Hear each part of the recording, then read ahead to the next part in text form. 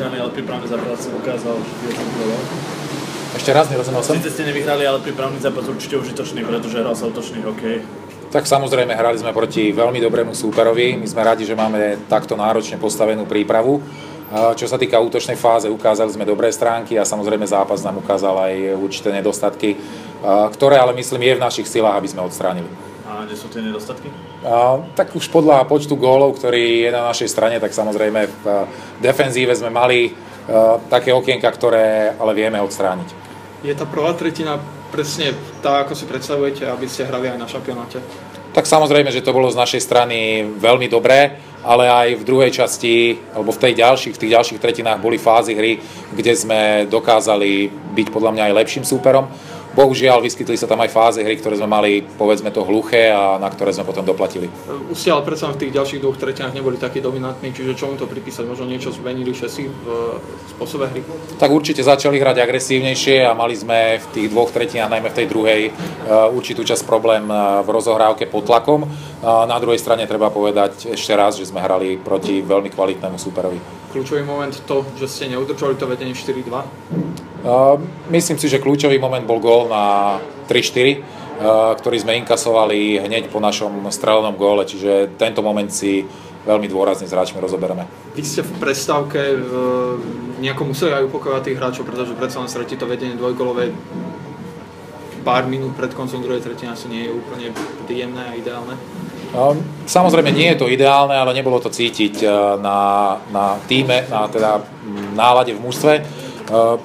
Chalani sa dvihli, veľmi dobre nastúpili aj do tretej tretiny, bohužiaľ po individuálnej chybe sme tam obdržali 5. gól, ktorý sme už nedokázali zvrátiť. Ako zneli tie pokyny pred treťou tretinou? Sústredili sme sa na rozohrávku pod tlakom a na to, aby náš forechecking bol trošku dôraznejší a nekompromisnejší, ale hlavné pokyny sa týkali rozohrávky pod tlakom. Dve kľúčové vhadzovania ste celkom jasne prehrali, jednak pár sekúnd pred koncom zápasu počas tej presilky a zároveň počas toho oslabenia od dvoch hráčov. Prehrané čisté boli, čiže aj na to si dáte pozor, aj to budete nejako rozoberať. Tak vhadzovania sú situácie, ktoré všeobecne dosť veľa na tréningoch trénujeme a dosť veľa na nich pracujeme. Celkovo sme boli, myslím si, na vhádzovaniach minimálne rovnocenný súper, ale máte pravdu, že tieto kľúčové vhádzovania si budeme musieť postrážiť. Ako vyriešil otázniky tento prípravný zápas? Do veľkej miery si myslím napovedal do zloženia mužstva na majstrovstvá sveta, ale určite ešte aj zápas so Švédmi bude pre niektorých hráčov nominačný. Využijete v zápase so Švédskom ten útok, sme asi prvý, ktorý dnes nehral, čiže Miloš Roman Hrejorčák a Krivošik? Samozrejme, s celým týmto útokom rátame. V dnešnom zápase sme mali zámer ten, že samozrejme chceme vidieť iných hráčov. Tento útok už hral spolu, ukázal svoju kvalitu.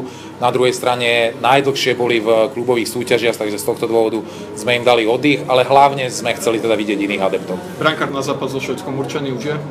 Áno. Poviete? Alebo je to už ten brankár? Ten brankár to ešte nevie, náš spôsob komunikácie s nimi je trošku iný, takže my to vieme, ktorý ten brankár pôjde. Myslím si, že kto sleduje náš tým, tak asi si je tým menom tiež viac menej istý, ale kým nenastúpi na zápas, tak by som si to nechal pre seba.